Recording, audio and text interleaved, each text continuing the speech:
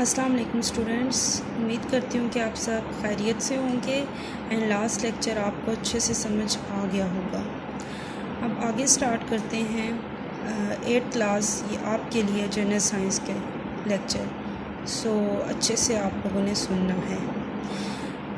चलें, first question है आपके पास आज के लेक्चर का, जियो फिज़िक्स से क्या मुराद है। जियो फिज़िक्स से क्या मुराद है कि ज़मीन की अंदरूनी साख्त और दूसरे ज़मीनी मज़ाहिर की फ़िज़िक्स के कवानीन से वजाहत जियो फिज़िक्स कहलाती है। यानी कि ज़मीन के नीचे वाला हिस्सा, अंदरूनी हिस्सा, और उसके अंदर जो दूसरे किस्म के मज़ाहिर होते हैं, यानी कि आपस में किस तरह लिंक करते हैं, वो सारे कवानीन जो होते हैं वो वजाहत जो हम वो स्टडी हमारी होती है, वो जियो फिज़िक्स कहलाती है। यानी कि ज़मीन के नीचे वाला और उसमें जो मुख्तलिफ़ किस्म के मुज़ाहिरे होते हैं उनकी स्टडी, यानी कि उनकी वजाहत, उनकी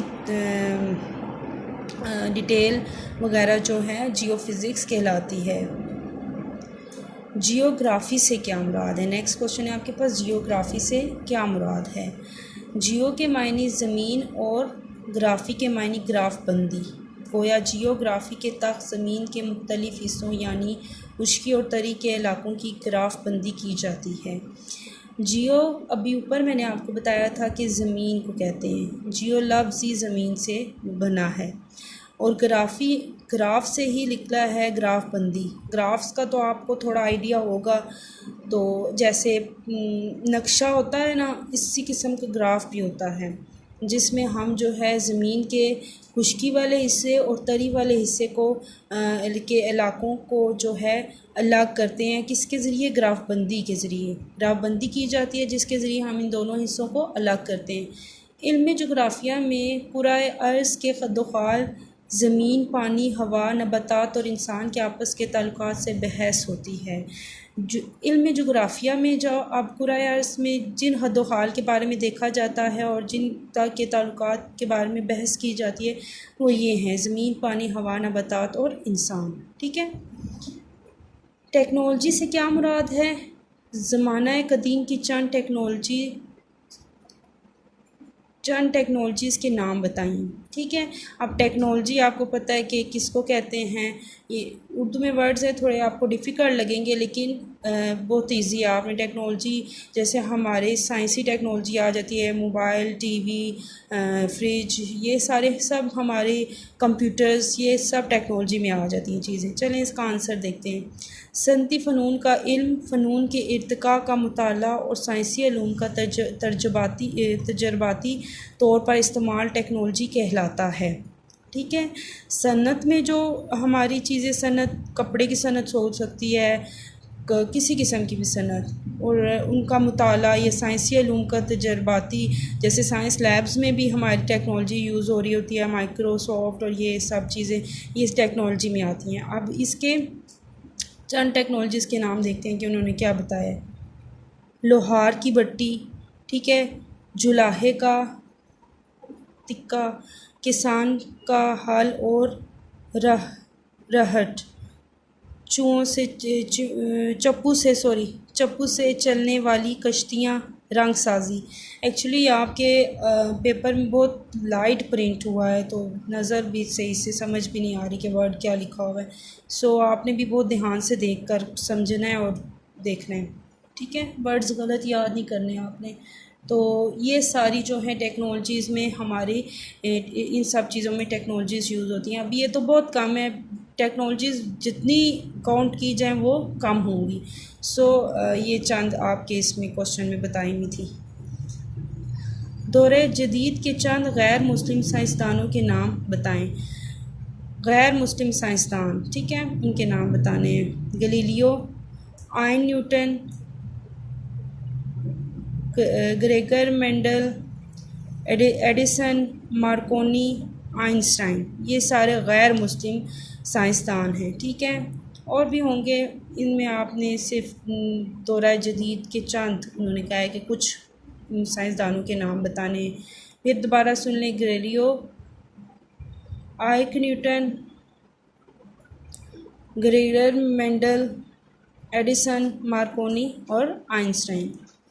ज़मीन के जदीद निस्फ़ कतर और अलबेरूनी के मालूम करदा निस्फ़ कतर में कितना फ़र्क है? जदीद अंदाज़े के मुताबिक ज़मीन का निस्फ़ कतर 6353 किलोमीटर है, जबकि अलबेरूनी का मालूम करदा ज़मीन का निस्फ़ कतर 6338 किलोमीटर था। इस तरह दोनों में सिर्फ 15 किलोमीटर का फ़र्क है। उन्होंने कहा था कि आपने फ़र्क बताना है, तो आपने ये वैल्यूज़ याद रखनी है और उसके बाद इनमें जितना फ़र्क यानी कि बड़ी वैल्यू में छोटी को माइनस करके आप देख लेंगे कि कितना फ़र्क आता है, फिर वो फ़र्क आपने बताना है। ये आप ऐसे भी याद कर सकते हैं। फिर आगे आपके पास इल्म कीमिया में अबू अली सीना का अहम कारनामा कौन सा है? ठीक है, अबू अली सीना पहला कीमियादान था जिसने इस ख़याल को रद्द किया कि आम धातुओं को सोने में तब्दील किया जा सकता है। ठीक है, उसका अहम कारनामा क्या था कि वो कह रहा था कि आम धातुओं को भी सोने में तब्दील किया जा सकता है। धात आपको पता होगा कि इन्हें कहते हैं, जैसे तांबा, लोहा, ये सब चीज़ें, इनको कैसे सोने में तब्दील किया जा सकता है। फिर है आपके पास नेक्स्ट क्वेश्चन, पाकिस्तान ने चाकी के मुकाम पर कब और कितने न्यूक्लियाई टेस्ट किए? पाकिस्तान ने 28 और 30 मई 1998 में चाकी के मुकाम पर 6 न्यूक्लियाई टेस्ट कामयाबी से किए। ठीक है, कितने? 6। और कब ये आपने डेट्स अच्छे से याद करनी है। ठीक है, नेक्स्ट है आपके पास जाबिर बिन हयान की मशहूर किताबों के नाम बताइए, लिखिए। तो अल किताब, दूसरी अल खालिस और तीसरी एटकीमिया। ठीक है, अलकीमिया, सॉरी प्रिंट नहीं सही हुए चलें कोई नहीं, आपको मैं पढ़ के बता रही हूँ तो आपको समझ आ जाएगा। फिर है अबू अली सीना ने कितनी किताबें तहरीर करी? कोई सी 2 तसनीफ़ के नाम तहरीर कीजिए। पहले तो बतानी है कि कितनी। अबू अली सीना ने 100 यानी कि 100 से तकरीबन 100 से ज़ायद किताबें तहरीर की, लिखी। तहरीर मीन्स लिखी। इनको वो मशहूर कुतब के नाम दर्ज झेल हैं। इनकी 2 मशहूर कुतब के नाम क्या हैं? किताब शिफ़ा, किताब अल शिफ़ा और दूसरी अल क़ानून फ़िल तब। ठीक है, नेक्स्ट क्वेश्चन है कि तिब के मौजू पर अबू अली सीना पर 2 सतरें बताएं, लिखें। यहाँ पर लिखे का वर्ड है तो मैं आपको लिखने का तो नहीं कह रही, बताएं यूज़ इसलिए कर रही हूँ कि मैं पढ़ रही हूँ इसको। ठीक है, तिब के मौजू पर इब्ने सीना का इंसाइक्लोपीडिया अल क़ानून फ़िल तिब एक सन की हैसियत रखता है, एक सन की हैसियत रखता है। ये 14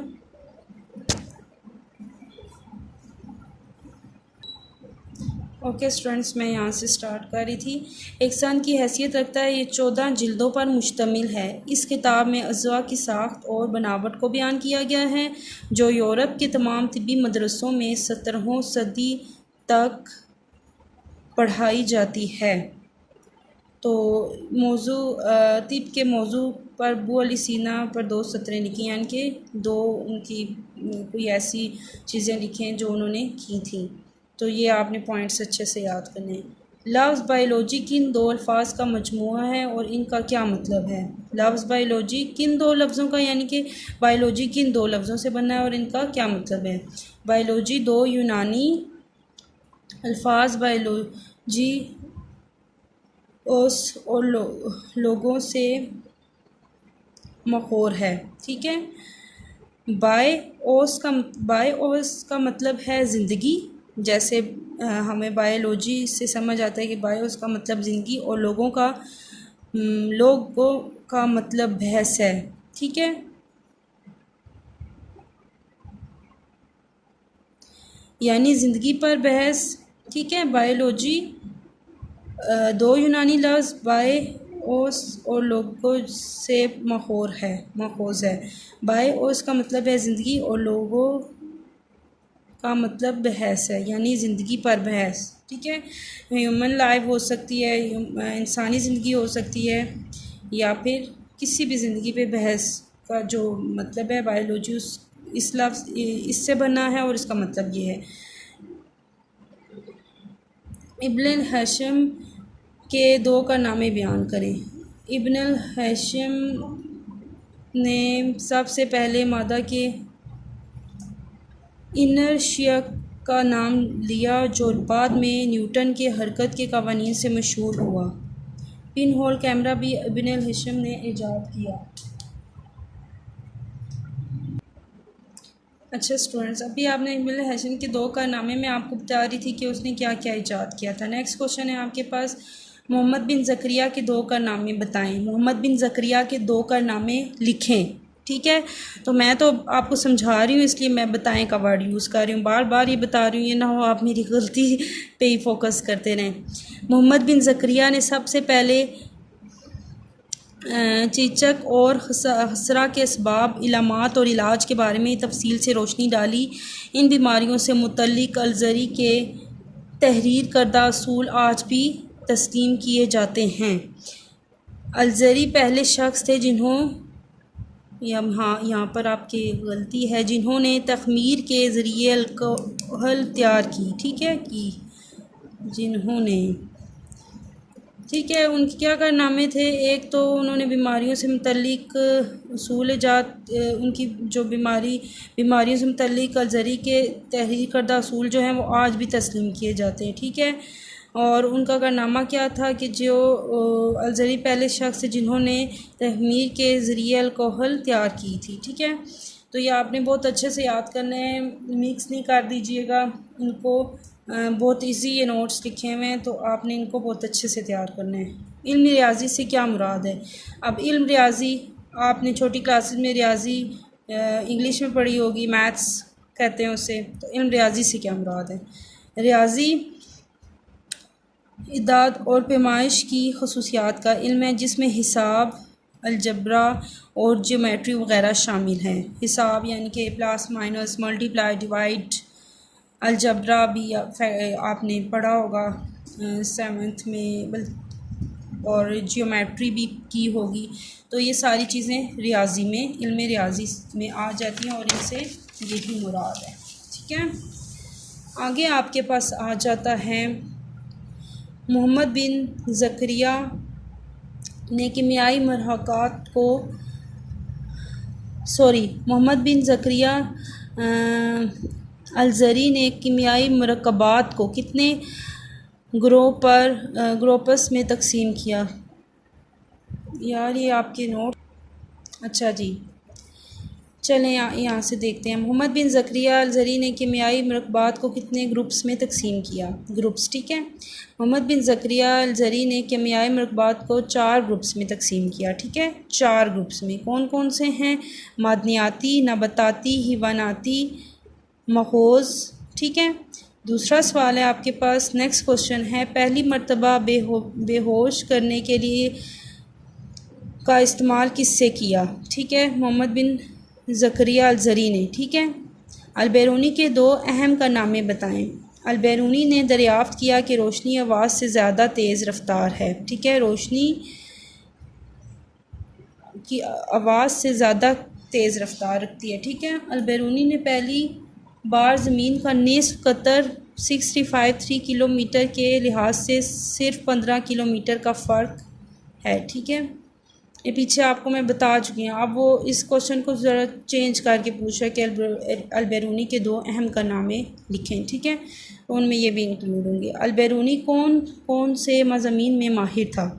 अलबैरूनी हैबत इल्म, नजूम, फ़ल्कियात, रियाजी, जोग्राफिया और तारीख़ का माहिर था। अबू अली सीना कौन से मज़ामीन से वाकिफ़ था? अब ये क्वेश्चन मिक्स नहीं कर दीजिएगा, जिसका जो पूछा है उसमें वही आपने बताना है। ठीक है, अबू अली सीना ने 100 से ज़्यादा किताबें तालीफ़ की जो फ़लसफ़ा, साइंस, फ़क़्ह, अदब और तिब के बारे में हैं। वो फ़िज़िक्स, कीमिया, रियाजी, बायोलॉजी और मवेस्की जैसे मज़ामीन से भी वाकिफ़ रखता है।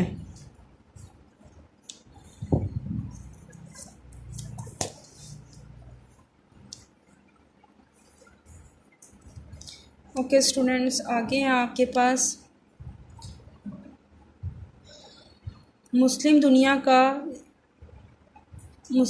का इस्तवार किसे कहा जाता है? मुस्लिम दुनिया का इस्तवा शेखुल रईस बू अली अल हुसैन इब्ने अब्दुल्ला अल मरूफ बू अली सीना को माना जाता है। नेम थोड़ा बड़ा है तो आपने इसको अच्छे से याद करना है। पाकिस्तान के किस साइंसदान को और किस नज़रिए पर नोबेल प्राइज़ दिया गया? डॉक्टर अब्दुल सलाम ने कुदरत की दो बुनियादी फोर्सेस यानी कमज़ोर न्यूक्लियाई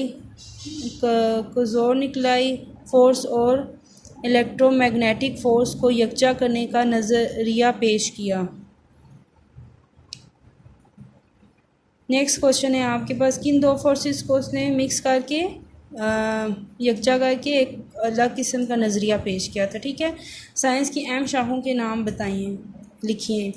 फ़िज़िक्स, केमिस्ट्री, बायोलॉजी, इल्म फ़ल्कियात, रियाजी, ज़राअत, मेडिसिन, जियोग्राफ़ी।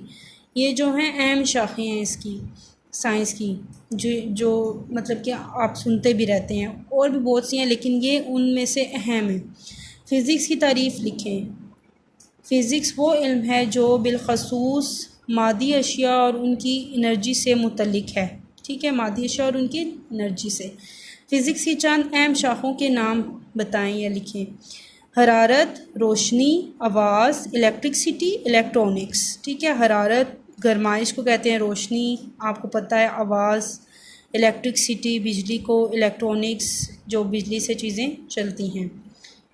केमिस्ट्री की तारीफ़ करें और इसकी शाखों के नाम बताएं। केमिस्ट्री साइंस की वो शाख है जिसमें मुख्तलिफ़ अशिया की माहियत, तरकीब और इनके कीमियाई खवास का मुताला किया जाता है। इनके कुछ अहम शाखें कौन सी हैं? नमियाती कीमिया, गैर नमियाती कीमिया और तज्ज़ियाती कीमिया और सनती कीमिया। ठीक है, ये आपने नेम्स अच्छे से प्रिपेयर करने हैं। बायोलॉजी की तारीफ़ कीजिए। अब फ़िज़िक्स और केमिस्ट्री के बाद बायोलॉजी आ गया है। बायोलॉजी साइंस की वो शाख है जिसमें जानदारों का मुताला किया जाता है, यानी कि इंसानों का, जानवरों का जिनमें अल्लाह ने जान डाली है, ह्यूमंस। ठीक है, जानदारों का मुताला किया जा सकता है, लिविंग थिंग्स जिनको हम इंग्लिश में कहते हैं। फ़िज़िक्स और केमिस्ट्री में फ़र्क बताएं, लिखें। केमिस्ट्री और फ़िज़िक्स में क्या फ़र्क है? केमिस्ट्री साइंस की वो शाख है जिसमें मुख्तलिफ़ अशिया की माहियत, तरकीब और इनके कीमियाई खवास का मुताला किया जाता है। लेकिन फ़िज़िक्स वो इल्म है जो बिलख़सूस मादी अशिया और इनकी एनर्जी से मुतल्लिक़ है। नेक्स्ट क्वेश्चन है आगे, बायोलॉजी की दो बड़ी शाखें कौन सी हैं? दो बड़ी शाखें, एक बॉटनी है और एक ज़ूलॉजी है। ठीक है, बॉटनी से क्या मुराद है? अब उसने आगे से पूछा है बॉटनी से क्या मुराद है। पौधों के इल्म को बॉटनी यानी इल्म नबातात कहते हैं। इसमें पौधों की साख्त, नोशनुमा और इनके माहौल के बारे में बहस करते हैं। ठीक है, कि बॉटनी या प्लांट से ही वर्ड निकला है। इसमें हम जो है किस चीज़ का इल्म करते हैं कि पौधों की साख्त, उनकी नोशनुमा कैसे की जा सकती है, केयर कैसे की जा सकती है, दूसरे लफ्ज़ों में बोलूँ तो वो चीज़ देखते हैं। फिर आगे आपके पास ज़ूलॉजी से क्या मुराद है? जानदारों के मुतालिक इल्म को ज़ूलॉजी यानी इल्म हैवानात कहते हैं। ठीक है, इसमें जानवरों और इंसानों की जिसामत और इनके माहौल के बारे में बहस करते हैं। इसमें कोई समझाने वाली चीज़ नहीं है, होप सो कि आपको समझ आ गया होगा। फिर उसके बाद है आपके पास इल्म फ़ल्कियात से क्या मुराद है? अजारम फ़ल्की मसलन चाँद, सूरज, सितारों और सियारों के इल्म को इल्म फ़ल्कियात कहा जाता है। फ़ल्कियात के मुताला में रियाजी, फ़िज़िक्स के अलूम का बहुत बड़ा हिस्सा है। ठीक है, इल्म मेडिसिन से क्या मुराद है? इल्म मेडिसिन से क्या मुराद है? मेडिसिन अदवायात से अदवायात मतलब दवाइयाँ वगैरह, तो मेडिसिन उससे निकला है, तो इसकी डेफिनेशन पढ़ते हैं कि इसने क्या कहा है। ये साइंस की वो शाख है जो जानदारों के अजसाम की साख्त, अमराज की तशख़ीस, तरीक़ा, इलाज और अदवायात की तैयारी, जो भी मैंने बात की थी अदवायात। ठीक है, तशख़ीस और इलाज में इस्तेमाल होने वाले आलात और मशीनों के इल्म से मुतल्लिक़ है, यानी कि कौन सी दवाइयाँ यूज़ हो रही हैं, कौन से आलात, इंस्ट्रूमेंट्स जिनको हम कहते हैं दूसरे लफ्ज़ों में, और मशीनें इस्तेमाल होती हैं अमराज के लिए या इलाज के लिए। ठीक है, तो वो इल्म मेडिसिन से मुराद ये है। होप्स हो कि स्टूडेंट्स आपको ये समझ आ गया हो। एक एक वर्ड पढ़ के मैंने आपको बता दिया कि आपके जो ये मुश्किल वर्ड्स हैं वो आप क्लियर हो जाए।